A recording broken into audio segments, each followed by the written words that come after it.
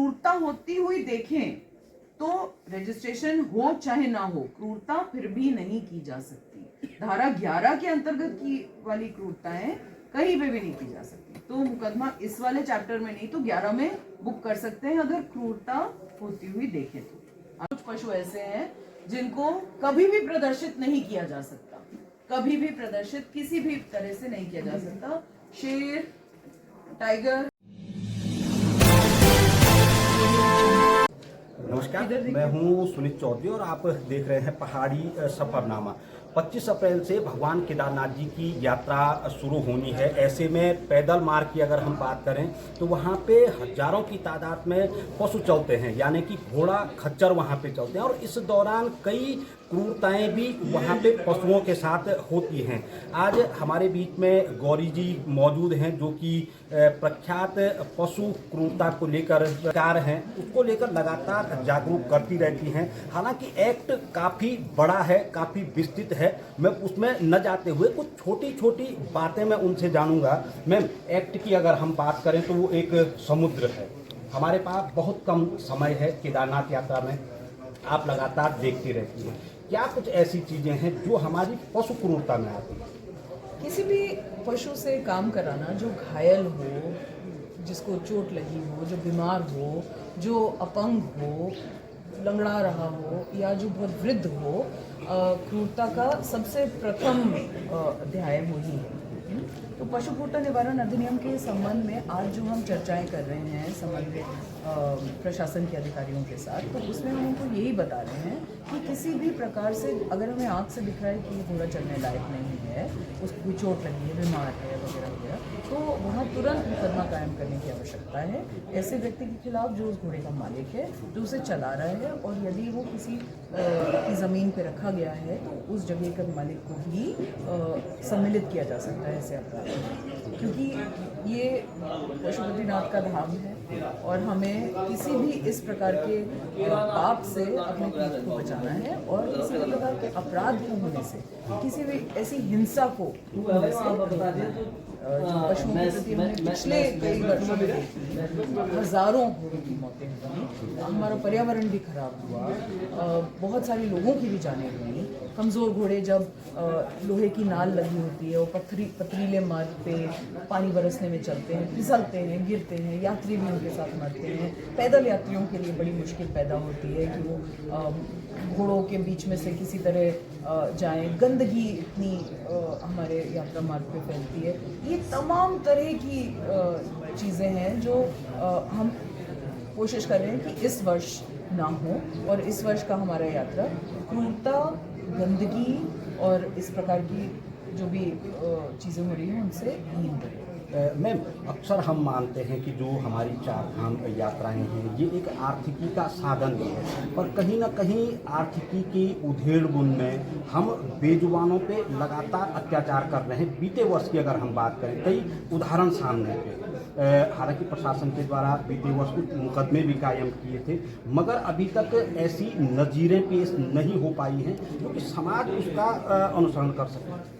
Correct. आर्थिकी का हमें तब तक पीछा करना चाहिए जब तक हम इंसानियत की हद के अंदर रहें। इंसानियत की हद को जब हम पार कर देते हैं और या पार होने देते हैं, अगर पुलिस कुछ ना करे और एक आदमी मरते हुए घोड़े को पीटता रहे, तो ऐसे हिंसात्मक व्यक्ति समाज के अन्य कमज़ोर वर्गों पर भी उतनी ही हिंसा करने के लिए होते हैं और वो लॉ एंड ऑर्डर सिचुएशन के लिए और ख़राब आइंदा के लिए भी हो सकते हैं। इसलिए हिंसात्मक रवैया पशुओं के लिए हमें अभी से ही रोकना चाहिए।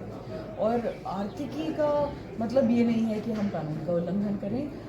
जो लोग पॉकेट मारते हैं, चोरी करते हैं, वो भी आर्थिक कारणों से करते हैं, लेकिन जो अपराध है वो अपराध है और पशुओं के प्रति किसी भी प्रकार की क्रूरता करना अपराध है और उसको माननीय उच्च न्यायालय के आदेशों द्वारा, माननीय नेशनल ग्रीन ट्राइब्यूनल के द्वारा तमाम तरह के आदेश दिए गए हैं शासन के द्वारा भी, और माननीय पशुपालन मंत्री जी के माध्यम से भी इसी प्रकार के आदेश मिले हैं। जिलाधिकारी रुद्रप्रयाग ने कुछ प्रोग्रेसिव ऑर्डर्स दिए हैं और मेरी उम्मीद है कि अब इस साल ज़मीनी अधिकारी उनको लागू करने में और इस प्रकार की हिंसा और पर्यावरण के सत्यानाश को होने से प्रभावी रूप से रोक लगा पाएंगे। मैम, जैसे इस बार काफ़ी ध्यान दिया जा रहा है पशु क्रूरता को लेकर। एक क्रूरता तो ये है कि जो हमको आँखों से दिख रही है और कुछ ऐसी भी हैं कि जो हमको विजुअल नहीं हो रही हैं। ये किस तरीके की हैं, किस तरीके से पहचानेंगे हम या किस तरीके से जानेंगे कि वास्तव में इस पशु के साथ क्रूरता हो रही है? तो अगर आप यात्री हैं और आप केदारनाथ यात्रा मार्ग पे हैं, अगर आपको कोई घोड़ा लंगड़ाते हुए दिख रहा है तो समझ लीजिए कि वो अत्यंत कष्ट में है और वो दिखने वाली क्रूरता है। कोई भी दिखने वाली क्रूरता पशु क्रूरता निवारण अधिनियम की धारा 11 में सम्मिलित है। या किसी घोड़े को चोट लगी है, या कोई बहुत पतला या बीमार दिख रहा है, या कोई अंधा महसूस हो रहा है कि घोड़ा अंधा है, अपंग है, किसी भी अन्य तरीके से, तो ये दिखने वाली क्रूरताएं हैं। या कोई व्यक्ति किसी घोड़े की पूंछ पकड़ के मरोड़ रहा है या मार रहा है या आग जला रहा है। अक्सर ये घोड़े को भिड़काने के लिए माचिस से आग जलाते हैं उसकी नाक के आगे, जिससे कि वो घबरा के उठ खड़ा हो। अगर घोड़ा बहुत कमज़ोर हो गया, बैठ गया है, या उसके खुर में कीड़े पड़ गए हैं, उसका खुर बहुत बढ़ गया है और जो है उसको चलने में कठिनाई हो रही है, ये सब दिखने वाली क्रूरताएं हैं जो हम देख के रिपोर्ट कर सकते हैं।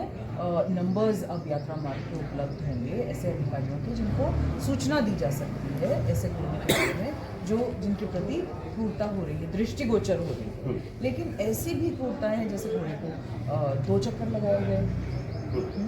अब कोई व्यक्ति जो देख रहा है उसको तो नहीं पता कि घोड़े का दूसरा चक्कर है, या किसी घोड़े को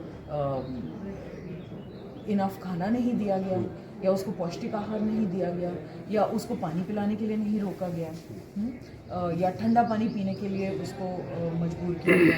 अक्सर ऐसी क्रूरताएं यात्री देख नहीं सकते, लेकिन यदि उनको इस प्रकार की जानकारी मिले तो वो सूचना दे सकते हैं। और यही काम करने के लिए प्रशासन के अधिकारियों को ट्रेन किया जा रहा है कि वो सिस्टम सेट करें कि किसी भी जानवर को अधिक काम ना कराया जाए, 2-2, 3-3 चक्कर ना लगाए जाएं, उसको पानी पीने के लिए रोकने के लिए दिया जाए और वो पौष्टिक आहार उसका मालिक उसको दे। इसके लिए कुछ सिस्टम्स भी प्रशासन ने तय किए।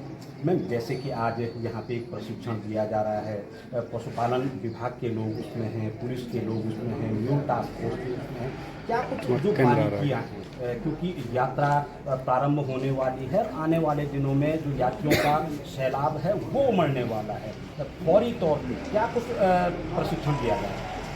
सबसे बड़ी समस्या अधिकारियों के पास ये आती है कि हम अगर मुकदमा दर्ज कर लें और घोड़े को रोक लें तो फिर करें क्या।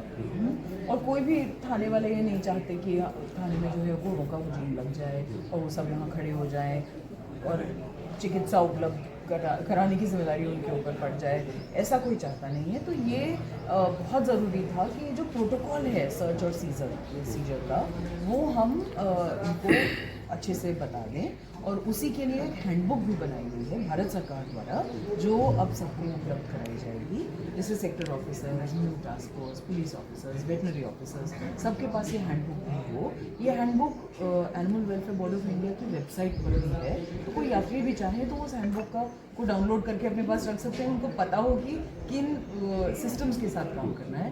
तो वो सबसे इम्पोर्टेंट है कि किन धाराओं में मुकदमा दर्ज करना है और मुकदमा दर्ज करने के बाद का क्या स्टेप्स हैं, है ना। क्योंकि अक्सर वहीं पे हम प्रॉब्लम में आ जाते हैं कि लोग इकट्ठे हो जाते हैं, जानवर इकट्ठे हो जाते हैं और फिर इन अधिकारियों के पास यात्रा के दौरान जब यात्रा पूरी तरह चल रही हो तो इतना समय नहीं होता कि वो एक ही केस के ऊपर पूरा दिन लगे रहें।